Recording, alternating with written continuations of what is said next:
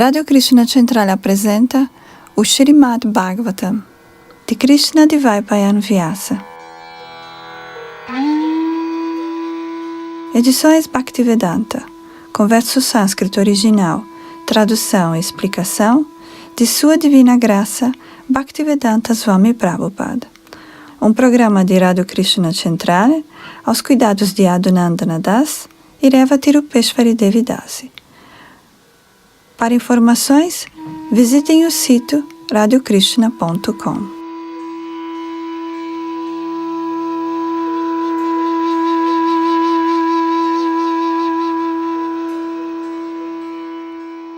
Canto 1, capítulo 9, verso 24. Sadeva Devo Bhagavan Pratikshitang Kalevarang Yavadidang Hinomyaham Prasannaha Sarunalochano Rasan Mukhambujjo Dhyana Patash Chaturbahujjaha. Tradução. Ó meu Senhor, que tem 4 mãos e cujo rosto de lótus belamente decorado, com olhos tão vermelhos como o sol nascente, está sorrindo, bondosamente espere por mim no momento em que eu estiver abandonando este corpo material. Significado. Bhismadeva sabia bem que o Senhor Krishna é o Narayana original. Sua deidade adorável era o Narayana de 4 mãos, mas ele sabia que o Senhor Narayana de 4 mãos é uma expansão plenária do Senhor Krishna. Indiretamente, ele desejava que o Senhor Shri Krishna se manifestasse em seu aspecto de Narayana, de 4 mãos. Um Vaishnava é sempre humilde em seu comportamento. Embora fosse 100% certo que Bhismadeva estava se aproximando de Vaikuntha Dhama, logo após deixar seu corpo material, ainda assim, como um Vaishnava humilde, ele desejou ver o belo rosto do Senhor, pois após abandonar o presente corpo, ele poderia não estar mais em condições de ver novamente o Senhor. Um Vaishnava nunca é presunçoso, embora o Senhor garanta ao seu puro devoto a entrada em sua morada. Aqui, Bhismadeva diz: enquanto eu não abandono este corpo. Isso significa que o grande general abandonaria o corpo por sua própria vontade. Ele não estava sendo forçado pelas leis da natureza. Ele era tão poderoso que podia permanecer em seu corpo enquanto desejasse. Ele obteve essa bênção de seu pai.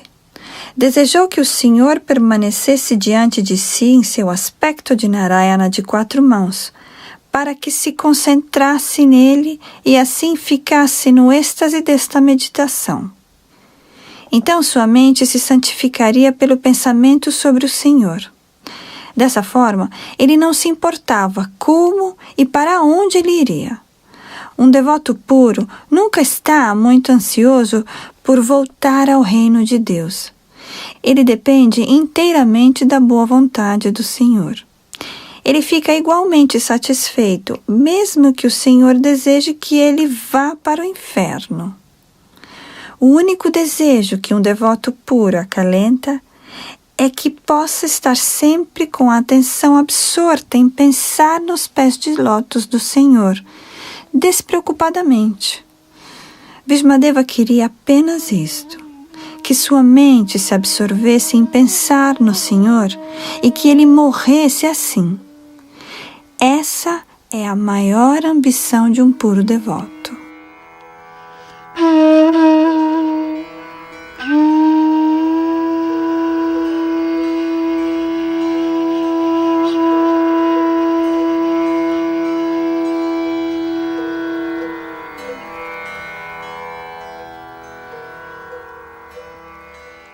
Canto 1, capítulo 9, verso 25. Suta Uvacha Yudhishtiras Tadakaranya Shayananga Sharapanjari Aprachad Vividhan Dharaman Rishinang Chano Shrinvatam. Tradução. Suta Goswami disse: Maharaj Yudhishthira após ouvir Bhismadeva falar naquele tom suplicante, perguntou-lhe na presença de todos os grandes rishis sobre os princípios essenciais de vários deveres religiosos. Significado: Bhismadeva, falando em tom suplicante, convenceu Maharaj Yudhishthira de que morreria muito em breve. E Maharaj Yudhishthira foi inspirado pelo Senhor Shri Krishna a perguntar-lhe sobre os princípios da religião. O Senhor Shri Krishna inspirou Maharaj Yudhishthira a interrogar Bhismadeva na presença de muitos grandes sábios, indicando assim que um devoto do Senhor como Bhismadeva, embora aparentemente vivendo como um homem mundano, é sobremaneira superior a muitos grandes sábios, mesmo a Vyasadeva. Outro ponto é que Bhismadeva naquela ocasião estava não somente deitado num leito de morte de flechas, mas também estava muito aflito por causa daquele estado. Não se deveria ter-lhe feito nenhuma pergunta naquele momento, mas o Senhor Shri Krishna queria provar que seus devotos puros são sempre sãos de corpo e mente, em virtude da iluminação espiritual. E assim, em quaisquer circunstâncias, um devoto do Senhor está em perfeitas condições de falar do caminho correto da vida. Yudhishthira também preferiu resolver suas questões problemáticas indagando a Bhismadeva, ao invés de perguntar a qualquer outra pessoa ali presente que fosse aparentemente mais erudita que Bhismadeva. Tudo isso se deve ao arranjo do grande portador da roda, o Senhor Shri Krishna, que estabelece as glórias do seu devoto. O pai gosta de ver o filho tornar-se mais famoso do que ele mesmo. O Senhor declara muito enfaticamente que a adoração do seu devoto é mais valiosa que a adoração do próprio Senhor.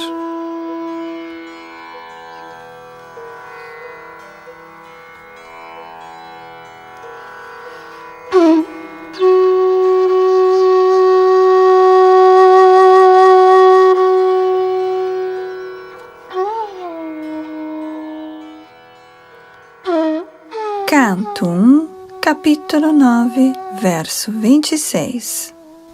Purusha svabhava vihitan yatha varanam yathashramam vairagya ragopadibhyam amnato bhayalakshanan. Tradução: Diante da pergunta de Maharaj Yudhishthira, Bhismadeva primeiramente definiu todas as classificações de castas e ordens de vida em função das classificações individuais. Depois, ele escreveu sistematicamente, em 2 partes, a neutralização através do desapego e a interação através do apego. Significado: a concepção de 4 castas e 4 ordens de vida, como planejadas pelo próprio Senhor, destina-se a acelerar as qualidades transcendentais da pessoa individual para que ela possa gradualmente compreender sua identidade espiritual e, assim, agir de modo adequado para livrar-se do cativeiro material ou da vida condicionada. Em quase todos os Puranas, o tema é descrito no mesmo espírito, e assim também no Mahabharata, ele é mais elaboradamente descrito por Bhismadeva no Shanti Parva, a partir do 60º capítulo.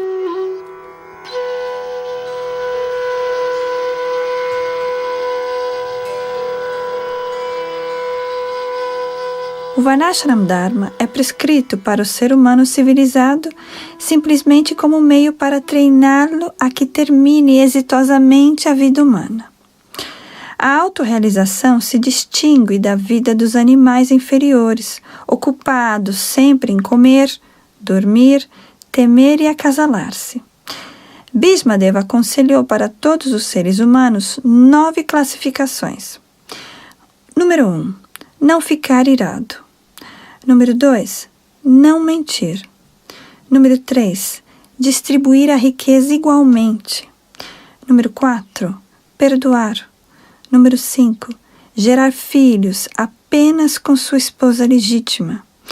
Número 6, ser puro na mente e asseado no corpo. Número 7, não ser hostil com ninguém. Número 8, ser simples. E número 9, manter sempre seus servos ou subordinados.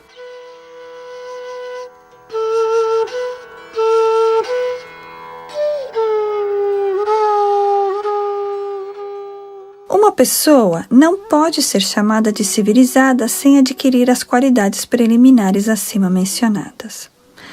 Além dessas qualidades, os brahmanas, ou homens inteligentes, os homens administrativos, a comunidade mercantil e a classe trabalhadora devem adquirir qualidades especiais de acordo com os deveres ocupacionais mencionados em todas as escrituras védicas. Para os homens inteligentes, controlar os sentidos é a qualificação mais essencial. Nisto se baseia toda a moralidade. A indulgência sexual, mesmo com a esposa legítima, também deve ser controlada. E, desse modo, o controle familiar acontecerá automaticamente. Um homem inteligente abusa de suas grandes qualificações e não segue o modo de vida védico. Isso significa que ele deve fazer seriamente um estudo das literaturas védicas, especialmente do Srimad Bhagavatam e da Bhagavad Gita. Para aprender o conhecimento védico, é preciso aproximar-se de alguém que esteja 100% ocupado no serviço devocional. Não se deve fazer coisas que são proibidas nos Shastras.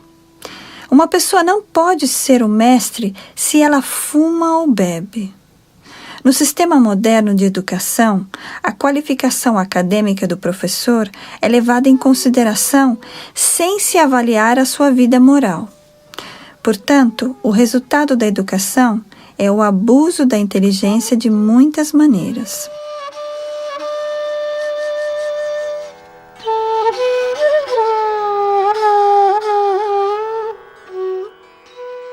O kshatriya, ou o membro da classe administrativa, é especialmente aconselhado a dar caridade e a não aceitar caridade em nenhuma circunstância.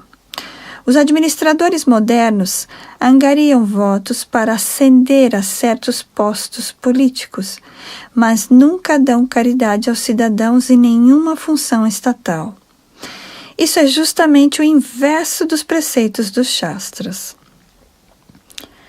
A classe administrativa deve ser bem versada nos Shastras para não dever exercer a profissão de mestre.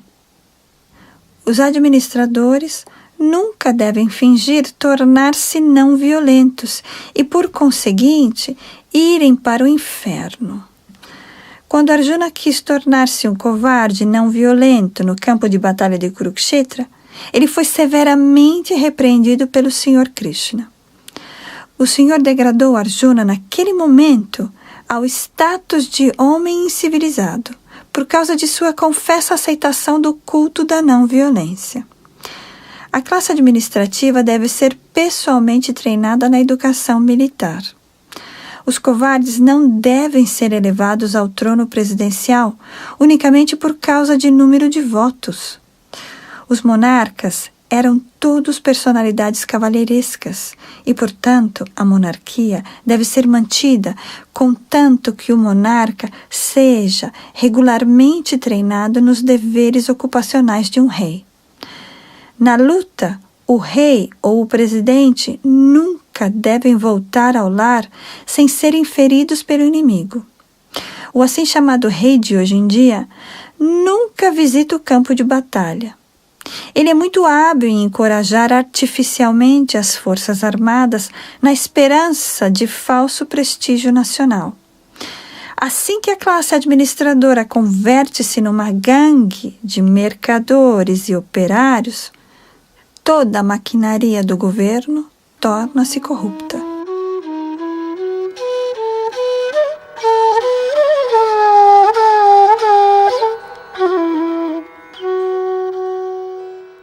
Os Vaixas, ou os membros das comunidades mercantis, são especialmente aconselhados a proteger as vacas.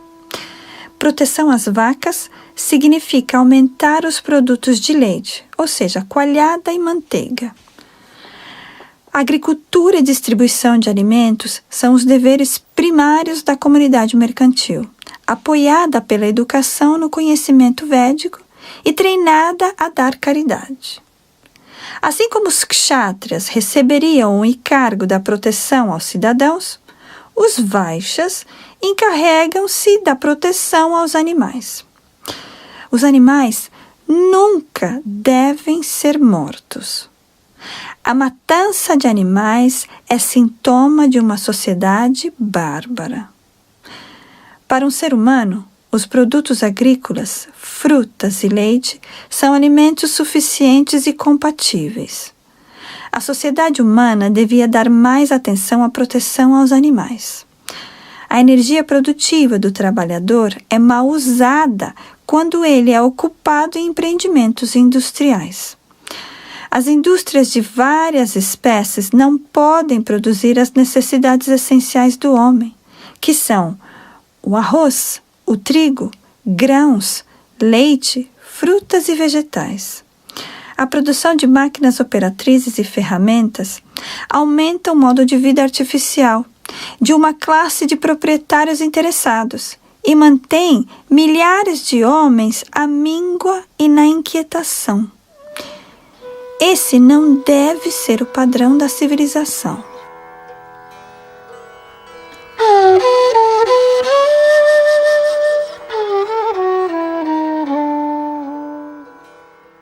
A classe Shudra é menos inteligente e não deve ter independência. Eles destinam-se a prestar serviço sincero aos 3 setores superiores da sociedade. A classe Shudra pode alcançar todos os confortos da vida simplesmente prestando serviço às classes superiores. Prescreve-se especialmente que um Shudra nunca deve acumular dinheiro. Tão logo os Shudras acumulem riquezas, elas serão mal utilizadas para atividades pecaminosas, como vinho, mulheres e jogos. Vinho, mulheres e jogo de azar indicam que a população está degradada a uma qualidade inferior à do Shudra. As castas superiores devem sempre zelar pela manutenção dos Shudras e devem fornecer-lhes roupas velhas e usadas. Um Shudra não deve deixar seu senhor quando ele esteja velho ou inválido, e o senhor deve manter os servos satisfeitos sob todos os aspectos. Os Shudras devem, em primeiro lugar, ser satisfeitos com alimentação suntuosa e roupas, antes da execução de qualquer sacrifício. Nessa era, muitas funções são mantidas com gastos de milhões, mas o pobre trabalhador não é alimentado suntuosamente, nem recebe caridade, roupas, etc. Assim, os trabalhadores ficam insatisfeitos e, desse modo, promovem agitação.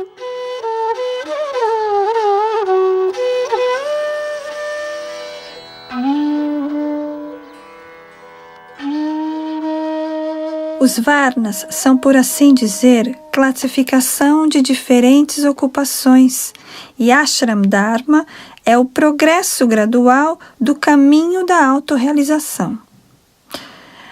Ambos estão interrelacionados e um é dependente do outro.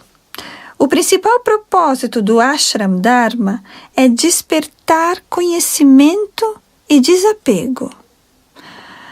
O Brahmacharya Ashram é a base de treinamento para candidatos em perspectiva. Nesse ashram, aprende-se que este mundo material não é o lar verdadeiro do ser vivo. As almas condicionadas sob o cativeiro material são prisioneiras da matéria e, por isso, a autorrealização é a meta derradeira da vida. Todo o sistema de Ashram Dharma é um meio de desapego. Aquele que não consegue assimilar este espírito de desapego recebe a permissão de assumir a vida familiar com o mesmo espírito de desapego. Portanto, aquele que obtém desapego pode de imediato adotar a quarta ordem, ou seja, a renunciada, e assim viver unicamente de caridade, não para acumular riqueza, mas apenas para manter-se vivo para a realização última. A vida familiar é para quem está apegado, e as ordens de vida Vanaprastha e Sannyasa são para aqueles que são desapegados da vida material. O Brahmacharya Ashram destina-se especialmente a treinar tanto o apegado quanto o desapegado.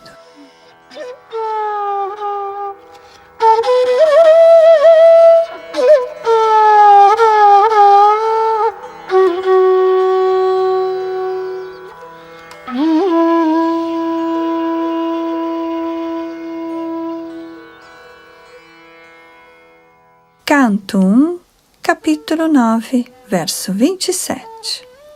Dana dharaman raja dharaman moksha dharaman vibhagashaha Sri dharaman bhagavad dharaman samasa vyasa yogataha. Tradução.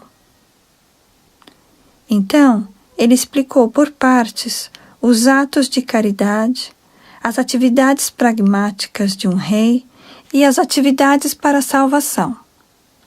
Depois, ele explicou os deveres das mulheres e dos devotos, tanto breve quanto exaustivamente. Significado: dar caridade é uma das principais funções do chefe de família, e ele deve estar preparado para dar em caridade pelo menos 50% do dinheiro ganho com o suor do seu rosto. O brahmachari, ou estudante, deve executar sacrifícios.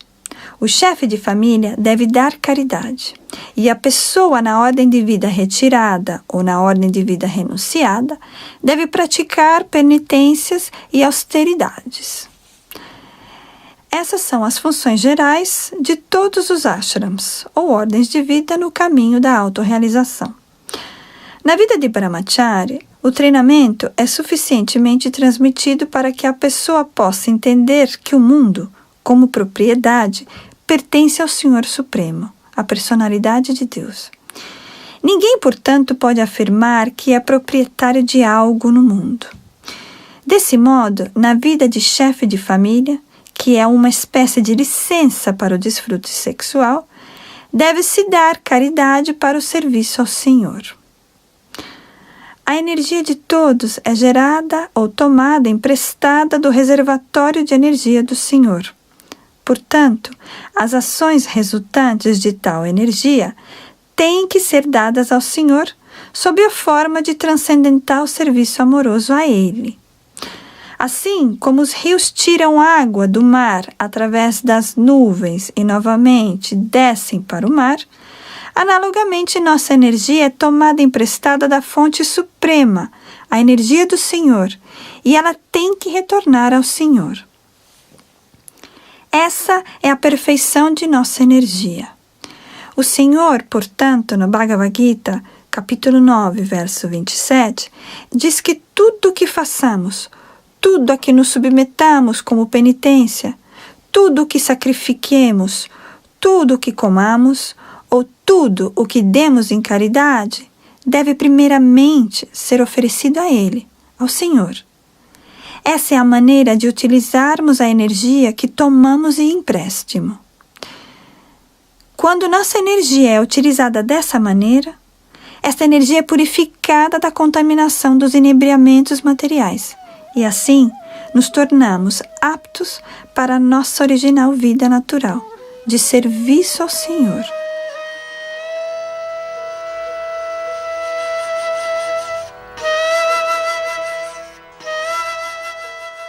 Rajadharma é uma grande ciência em contraposição à diplomacia moderna pela supremacia política.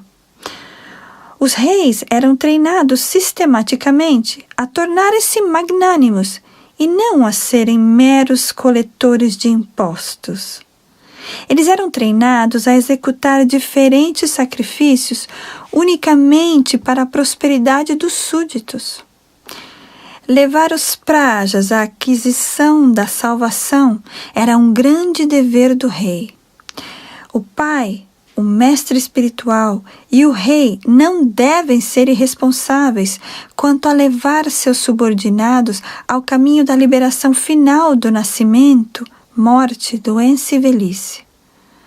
Quando esses deveres primários são devidamente cumpridos, não há necessidade de governo do povo e pelo povo.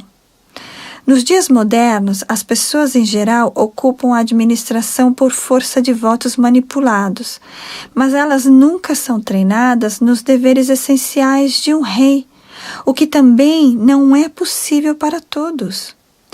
Nessas circunstâncias, os administradores destreinados fracassam em fazer os súditos felizes sob todos os aspectos. Por outro lado, esses administradores destreinados gradualmente tornam-se ladrões e assaltantes e aumentam os impostos para financiar uma administração onerosa que é inútil para todos os propósitos.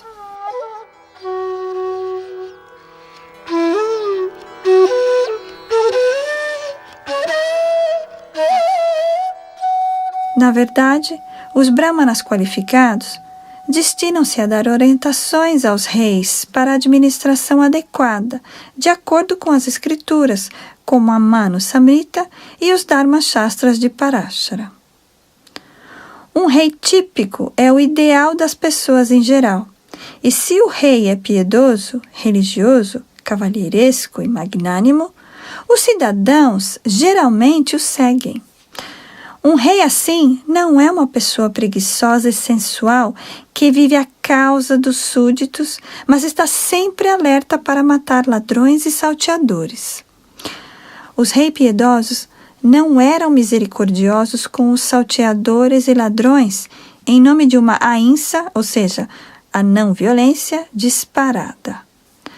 Os ladrões e salteadores eram punidos de maneira exemplar para que no futuro ninguém ousasse a cometer tais contravenções de forma organizada. Esses ladrões e salteadores nunca se destinavam à administração como são atualmente.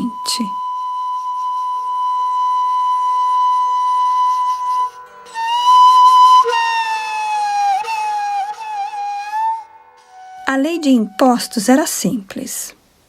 Não havia coação nem usurpação. O rei tinha direito a tomar 1/4 parte da produção feita pelo súdito. O rei tinha direito de exigir 1/4 parte da riqueza acumulada por uma pessoa.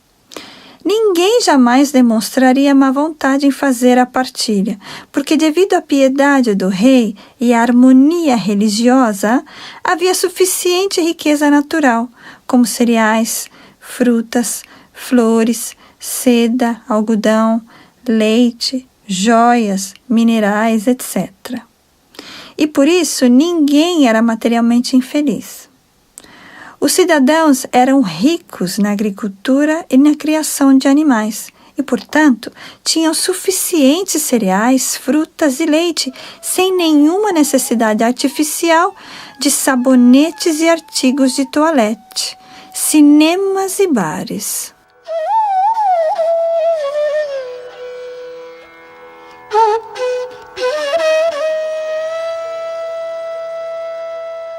O rei tinha de cuidar para que as reservas humanas de energia fossem adequadamente utilizadas.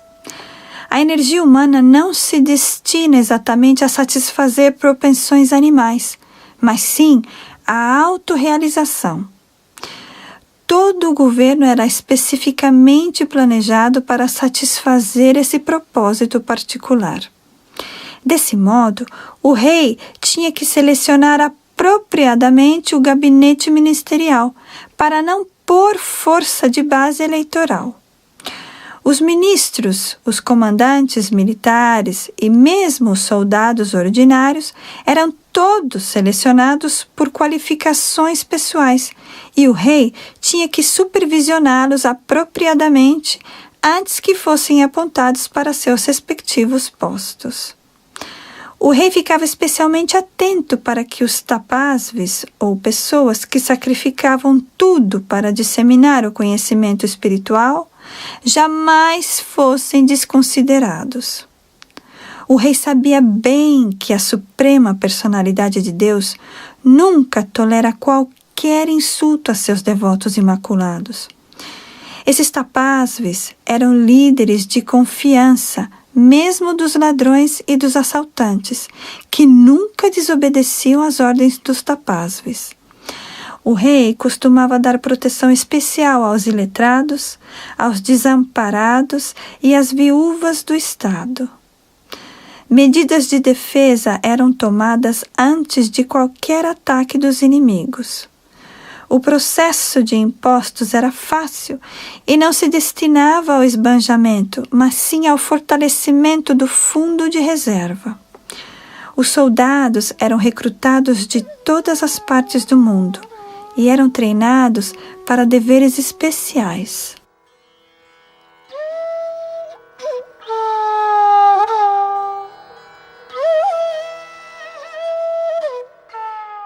Quanto à salvação, é preciso conquistar os princípios de luxúria, ira, desejos ilícitos, avareza e desnorteamento.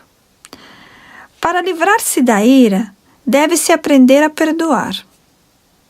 Para livrar-se dos desejos ilícitos, não se devem fazer planos. Através do cultivo espiritual, somos capazes de dominar o sono. Somente através da tolerância podemos dominar os desejos e a avareza. As perturbações provocadas por várias doenças podem ser evitadas por dietas reguladas. Através do autocontrole, podemos nos livrar das falsas esperanças e podemos poupar o dinheiro, evitando as más companhias. Pela prática da yoga, podemos controlar a fome, e o mundanismo pode ser evitado cultivando o conhecimento da impermanência. A vertigem pode ser dominada pelo levantar-se, e os falsos argumentos podem ser rebatidos pela verdadeira comprovação. A tagarelice pode ser evitada pela gravidade e o silêncio, e pela coragem podemos evitar o temor. Podemos obter conhecimento perfeito através do cultivo do eu. Devemos estar livres da luxúria, avareza, ira, sonho, etc., para realmente alcançar o caminho da salvação.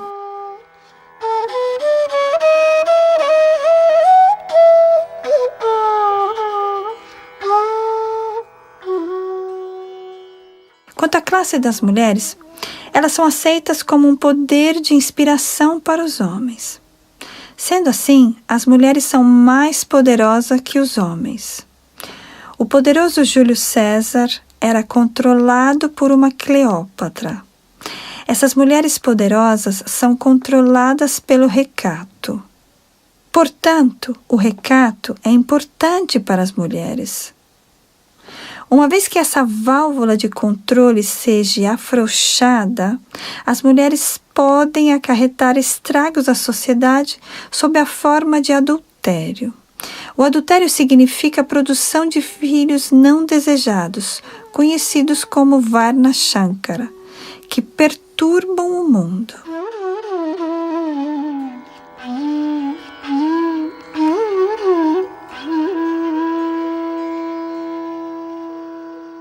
O último item ensinado por Bhishmadeva foi o processo de comprazer ao Senhor.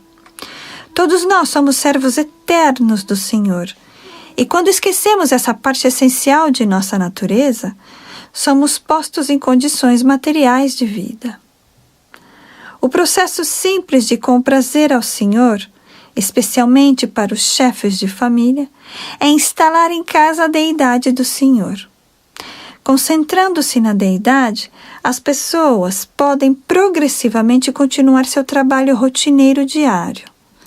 Adorar a deidade em casa, servir ao devoto, ouvir o Srimad Bhagavatam, residir no lugar sagrado e cantar o santo nome do Senhor são todos itens pouco dispendiosos, através dos quais podemos comprazer ao Senhor.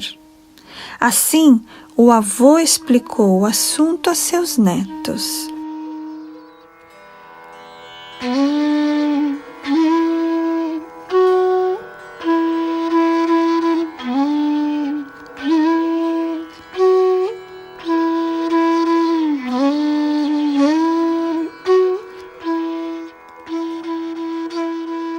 Canto 1, capítulo 9, verso 28. Dharmartha kama mokshangscha sahopayan yathamuni nanakya netihaseshu varanayam asatatvavit. Tradução. Descreveu então os deveres ocupacionais das diferentes ordens e status de vida, citando exemplos da história, pois ele próprio estava bem familiarizado com a verdade. Significado. Os incidentes mencionados nas literaturas védicas, tais como os Puranas, Mahabharata e Ramayana, são verdadeiras narrativas históricas que aconteceram em dado momento no passado, embora nem sempre em ordem cronológica. Tais fatos históricos, sendo instrutivos para os homens ordinários, foram dispostos sem referência cronológica. Além disso, eles aconteceram em diferentes planetas, em diferentes universos, e assim a descrição das narrações é às vezes medida em 3 dimensões. Nós estamos simplesmente interessados nas lições instrutivas de tais incidentes, muito embora eles não pareçam ordenados para nosso limitado horizonte de compreensão.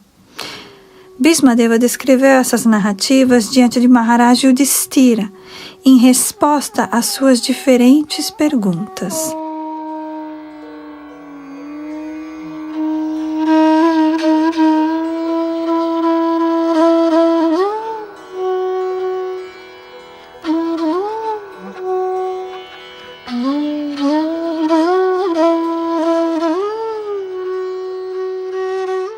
Canto 1, capítulo 9, verso 29.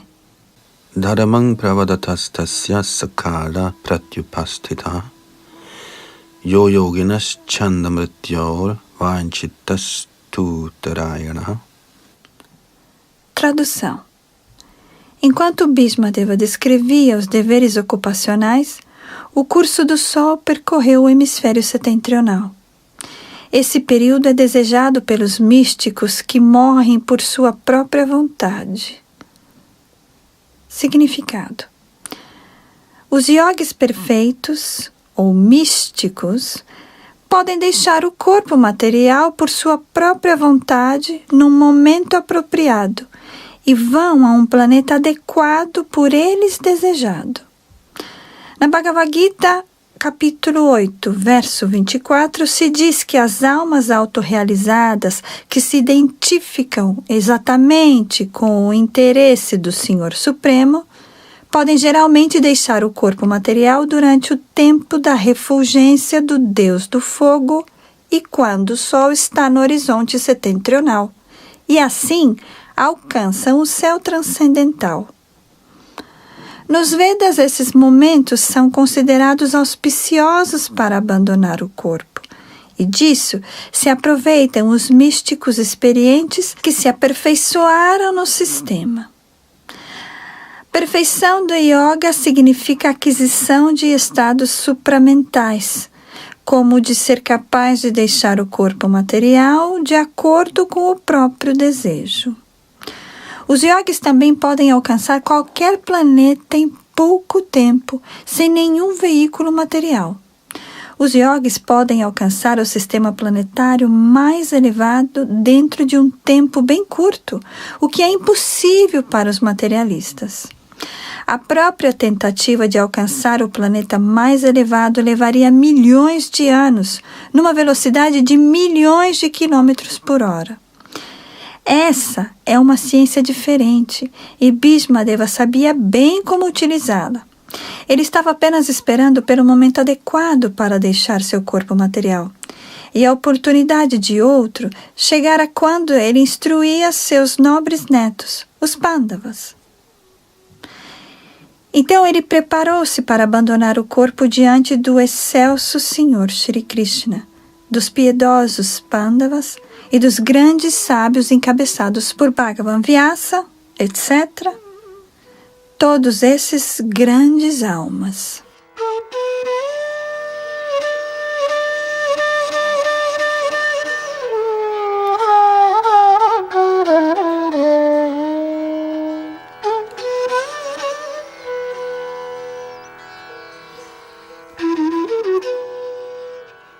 Canto 1, capítulo 9, verso 30. Tadopa sanghritya giras sahasranir vimukta sangam mana adi purushe krishnela satpita pate chaturbhuje parasthite milita drig vyadharayat. Tradução. Depois disso, aquele homem que falara sobre diferentes assuntos com milhares de significados e que lutara em milhares de campos de batalha e protegera milhares de homens, parou de falar e, estando completamente livre de todo cativeiro, retraiu sua mente de tudo mais e fixou seus olhos arregalados na original personalidade de Deus, Shri Krishna, que estava de pé diante dele, com 4 braços, vestido com roupas amarelas que cintilavam e reluziam. Significado. Na importante hora de deixar seu corpo material, Bhishmadeva estabeleceu um glorioso exemplo a respeito da importante função da forma de vida humana. O tema que atrai a atenção do homem moribundo torna-se o começo de sua próxima vida. Portanto, se uma pessoa está absorta em pensamentos sobre o Supremo Senhor Shri Krishna, ela tem garantida sua volta ao Supremo, sem sombra de dúvida. Isso se confirma na Bhagavad Gita, capítulo 8, versos 5 ao 15.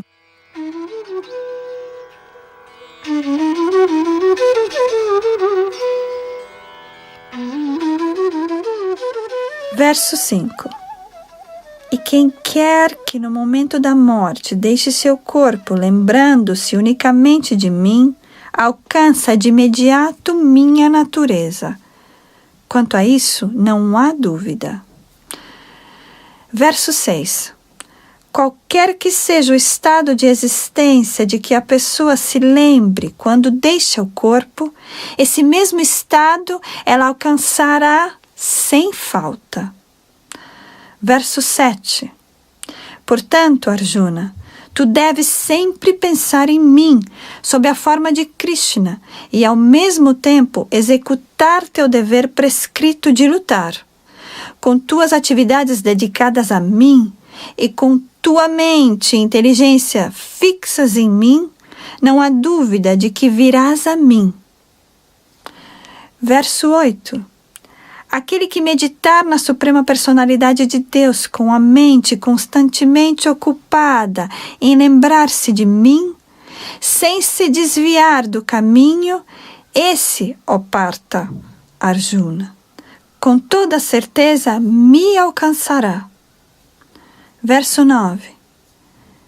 Deve-se meditar na Pessoa Suprema como aquele que conhece tudo, como aquele que é o mais velho, que é o controlador, que é menor do que o menor, que é o mantenedor de tudo, que está além de toda a concepção material, que é inconcebível e que é sempre uma pessoa.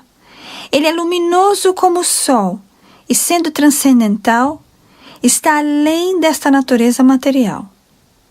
Verso 10.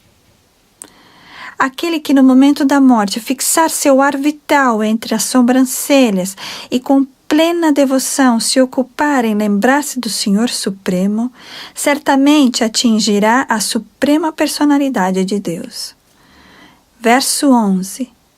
As pessoas eruditas nos Vedas, que pronunciam o Omkara e que são grandes sábios na ordem renunciada, entram no Brahman. Desejando tal perfeição, a pessoa pratica o celibato. Agora te explico esse processo pelo qual se pode alcançar a salvação. Verso 12. A situação iógica é de desapego de todas as ocupações sensoriais, fechando todas as portas dos sentidos e fixando a mente no coração e o ar vital no topo da cabeça, a pessoa se estabelece em yoga. Verso 13. Após situar-se nesta prática de yoga e ao vibrar a sílaba sagrada Om, a combinação suprema de letras, se a pessoa pensar na suprema personalidade de Deus e abandonar seu corpo, certamente alcançará os planetas espirituais. Verso 14. Para aquele que se lembra de mim sem desvio, eu sou facilmente alcançado, ó filho de Prita, por causa de sua ocupação constante em serviço devocional. Último verso, verso 15. Após me alcançar, as grandes almas que são yogis em devoção jamais regressam a este mundo temporário, que é cheio de misérias, porque elas alcançaram a perfeição máxima.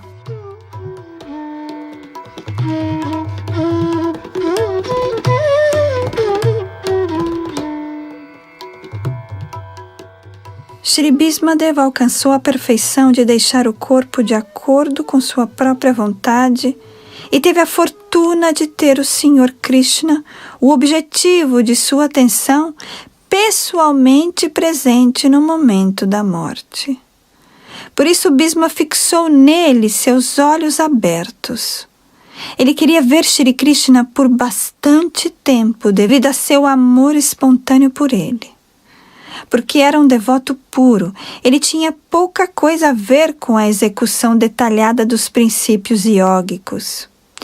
Simplesmente Bhakti Yoga é suficiente para trazer a perfeição. Portanto, o desejo ardente de Bhismadeva era ver a pessoa do Senhor Krishna, o mais elevado objeto de amor. E pela graça do Senhor, Shri Bhismadeva teve essa oportunidade no momento de seu último respiro.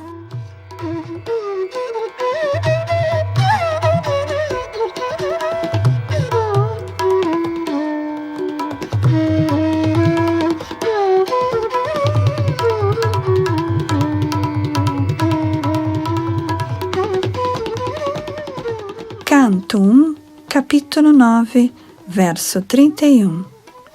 Vishuddhaya dharanaya hata shubhas tad ikshaya eva shugata yudha shramaha nivritta sarvendriya vritti vibhramas tushtavajanyam visrijjanjanardanam. Tradução.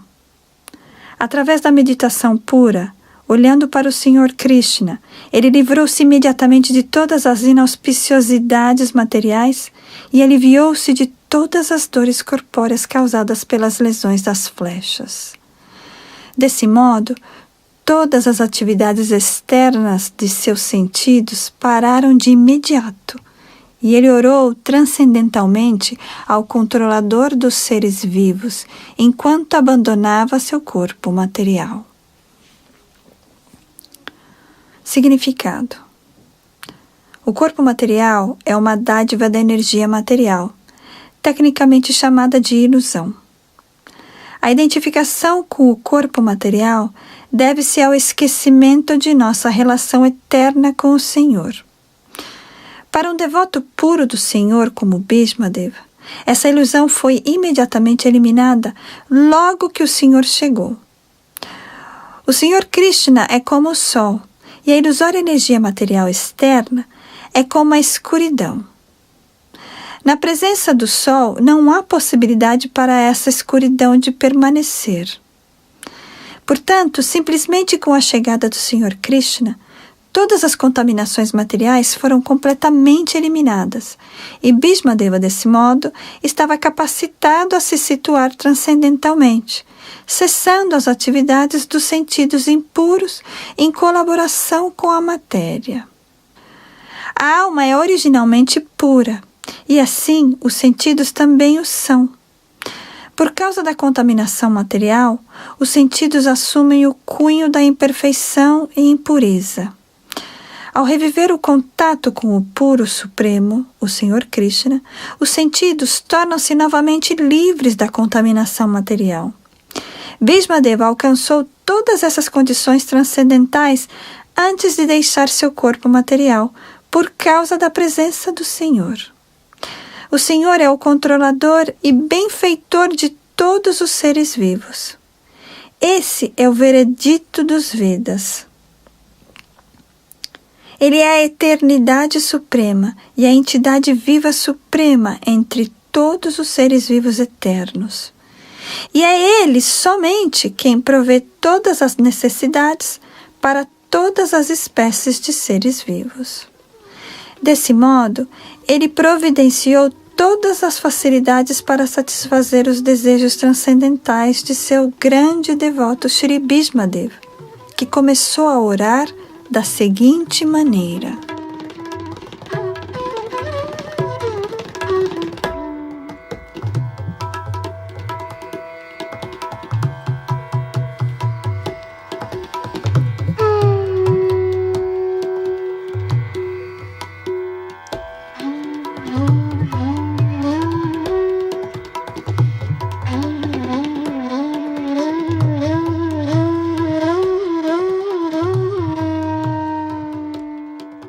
Canto 1, capítulo 9, verso 32. Shri Bhishma Uvacha Iti Mattir Upakalpita Vitrashna Bhagavati Satvata Pungave Vibhumni Svasukham Upagati Kvachit Vihartum Prakritim Upeyushi Yadbhava Prabhavaha. Tradução. Bhismadeva disse: Ó Senhor, que eu possa agora fixar meu pensamento, sentimentos e desejos, que por tanto tempo estiveram ocupados em diferentes assuntos e deveres ocupacionais, no todo-poderoso Senhor Shri Krishna. Ele é sempre autossatisfeito, mas às vezes, sendo o líder dos devotos, ele desfruta de prazer transcendental descendo a este mundo material, embora unicamente a partir dele o mundo material seja criado. Significado. Porque Bhismadeva era um homem de Estado, o líder da dinastia Kuru, um grande general e um líder dos kshatriyas, sua mente se dispersava entre muitos assuntos e seu pensamento, sentimentos e desejos estavam ocupados em diferentes temas.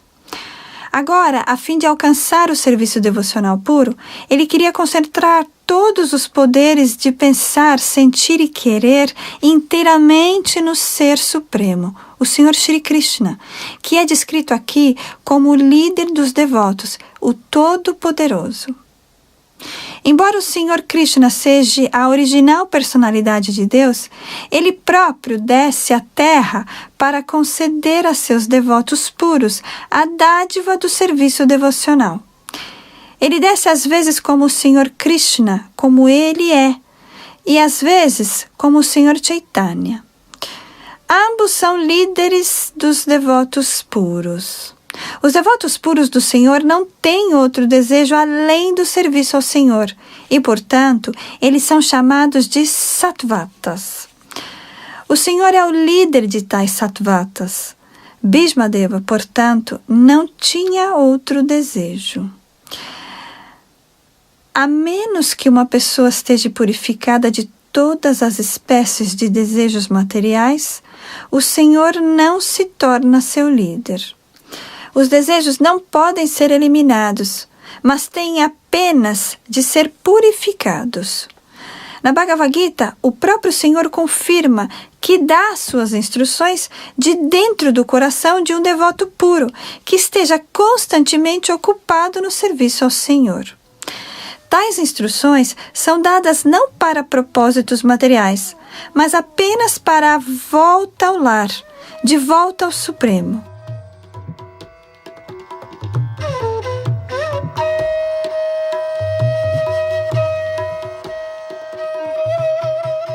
Para o homem comum que quer assenhorar-se da natureza material, o Senhor não apenas sanciona e se torna testemunha de suas atividades, como também nunca dá ao não devoto instruções para sua volta ao Supremo. Esta é a diferença entre os relacionamentos do Senhor com diferentes seres vivos, os devotos e os não devotos. Ele é o líder de todos os seres vivos, assim como o rei de Estado dirige tanto os prisioneiros quanto os cidadãos livres. Mas seus relacionamentos são diferentes em termos de devoto e não devoto. Os não devotos nunca se interessam em receber qualquer instrução do Senhor. E por isso, o Senhor fica silencioso para eles. Embora ele testemunhe todas as suas atividades e conceda-lhes os resultados necessários, bons ou maus.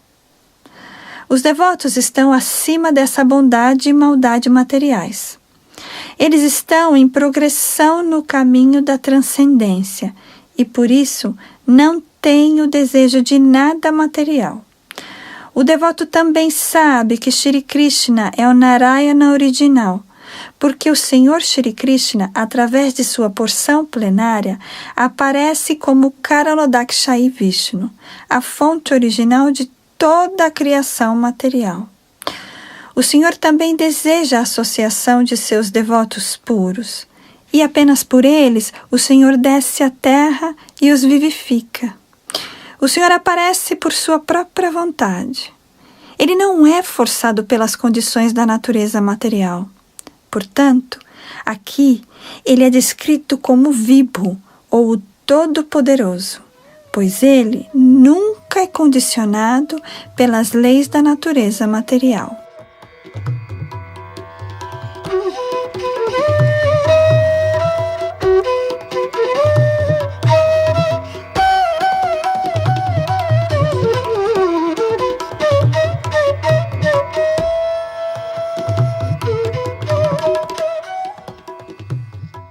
Vocês acabaram de ouvir o Srimad Bhagavatam, de Krishna Dvaipayan Vyasa, edições Bhaktivedanta, com verso sânscrito original, tradução e explicação de Sua Divina Graça Bhaktivedanta Swami Prabhupada. Um programa de Radha Krishna Central aos cuidados de Adunandana Das e Revati Rupeshwari Devi Dasi. Para informações, visitem o sítio radiokrishna.com.